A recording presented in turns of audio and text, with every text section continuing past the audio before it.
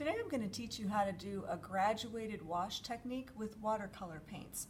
This is something you likely haven't done before. I don't want you to be hard on yourself as you do it. You will have the opportunity for practice before you do the wash on your actual project, but most likely out of the 3 or 4 brushes that you've drawn, the first one that you do the graduated wash on will not be as good, but as you move on and get better at it, it will improve. I don't want to hear people saying, I can't do this. I want to hear you say, I'm working on this and I will get better. I don't want to see any of these in the trash after your first brush because you don't feel like it turned out right. Again, like I said, you'll be able to practice. So if you come around here, let me explain what a graduated wash is. A graduated wash, graduated comes from the word gradual, and what it means is we're seeing a gradual change from dark or black to medium gray to lighter gray until it sort of fades away. This is a technique that artists use often to be able to make a cast shadow of an object to try to give the illusion of 3D. Okay? So here's my drawing, and let's talk about my setup here. I am right-handed, so I have my supplies on my right-hand side. I also have my water here, and as you know, the water is separated into 2 compartments. When you and your partner are using this, it might be a good idea if you decide which side will be the side that you clean your brush in so it gets dirtier, and keep the other side fairly clean, because we will need to be working with some clean water as well.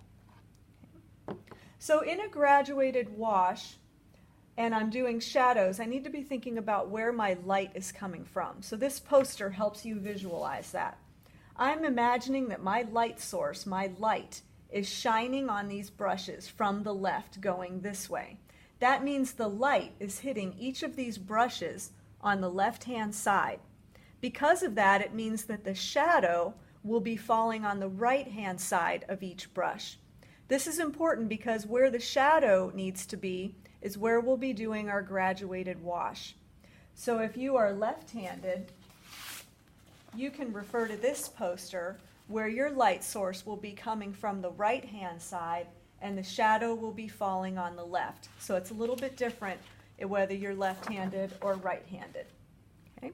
So I'm going to be working with a fairly small brush, and the first thing that I want to do is actually get the paper a little bit wet. So I'm going to start with this brush far over here, and I'm going to work my way this way as I go. I want to get the paper wet near the brush, but not right on the Sharpie line that's drawn there. So I'm staying away from the Sharpie line, and I'm just simply getting the paper a little bit wet down the length of the brush. Okay. I'm not going past the brush because the shadow would not be up here and down here. The shadow is only beside the brush that I drew. Now I need to make a puddle in my black paint. You have a set of paints here that have lots of messy, sometimes missing colors. They don't matter because all you're using is black for this shadow. Now I've got the paint on my brush. It's not dripping. I am ready to start the graduated wash. I'm going to be moving my hand down. It's actually sliding down the paper to keep me steady. I'm not going to work like this. And my goal is to keep my paintbrush very close to the Sharpie line where I drew. Because Sharpies are not water soluble, that means Sharpies do not dissolve with water.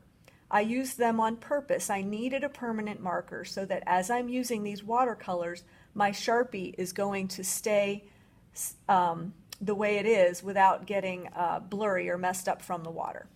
So I am putting the bristles of my brush right alongside the brush that I drew. Taking my time.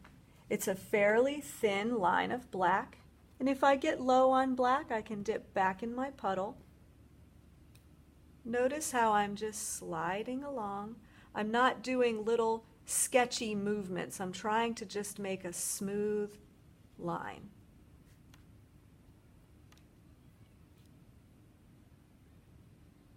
Now once I've done that, I want to go to the side of my water basin where we're going to keep dirty water. I'm going to rinse this off. because now I just want to work with clean water, nothing else. Take this clean water and run it just alongside the line that you just painted. It's going to soften that line. And I'm very gently just moving my brush a little bit back and forth. Get more water as you need it. It's not dripping wet. You can see that the water is mixing with the paint that's there and blurring the edge. That's exactly what we want. Very gentle.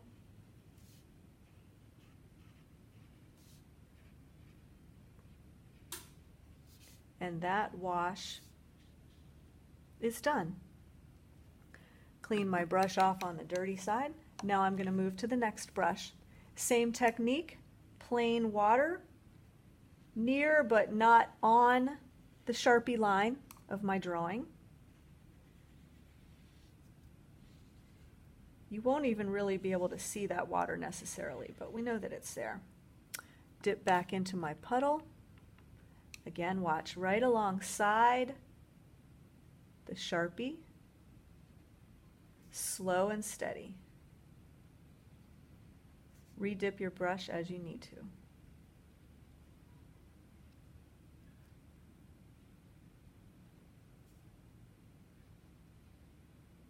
Clean my brush off.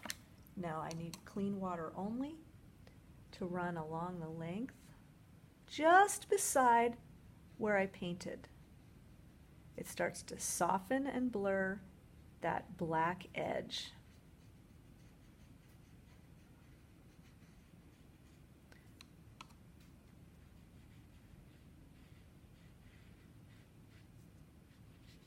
So again, if your first one wasn't to your liking, as you move on in the brushes that you've drawn, you'll get better and better.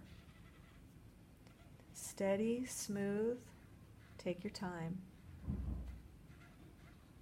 That one's done. Clean my brush. Again, clean water, near but not on the Sharpie line.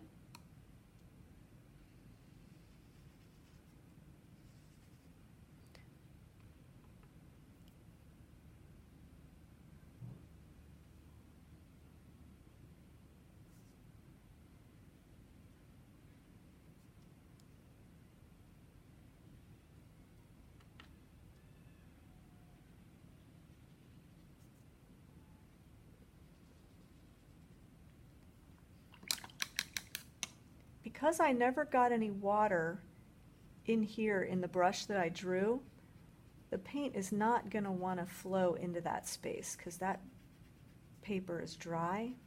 That works to our advantage here.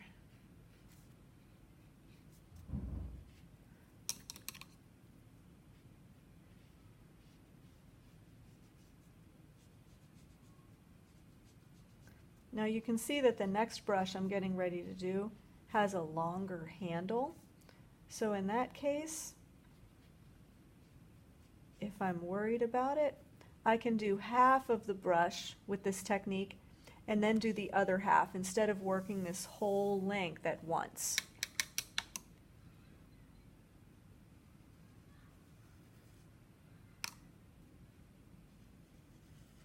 That can also avoid what can happen sometimes when you're doing this is if the paint dries too quickly, then it's not going to want to do that smudging as effectively. So I'll show you where I'll do half and then the other half.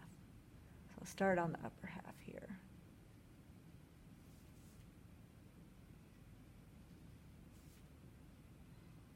I'll come down to about there. And then go ahead and do my clean water smudging along this area.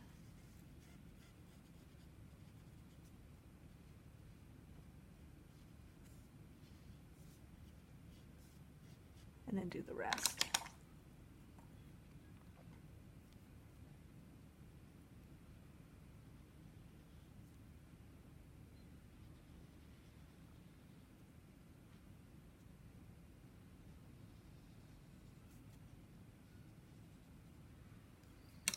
Clean my brush off. Now just clean water again for the smudge. Gentle and slow. I don't want to get inside that drawn brush. I'll stay on the outside.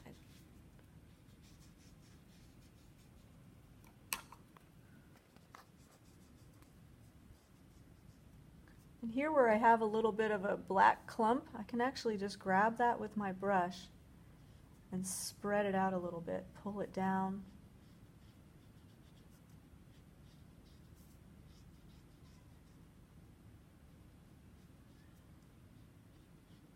There we go. And the final brush on my drawing is done exactly the same way. Clean water near the drawing. And then my fine line of black. Trying to just have the bristles touch, the very tip of the bristles. Not laying the brush down like this where I'm going to get a super thick line. Notice the difference in the thickness. It's all about how I control the brush.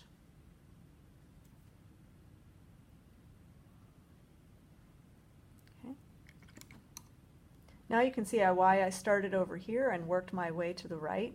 Because I'm not trying to reach over here to work on this brush when all of these are still wet and need to dry.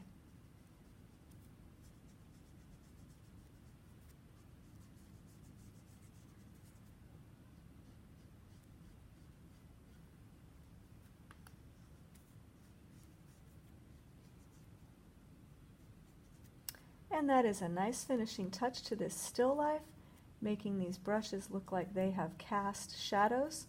It gives them more of a three-dimensional look to the drawing.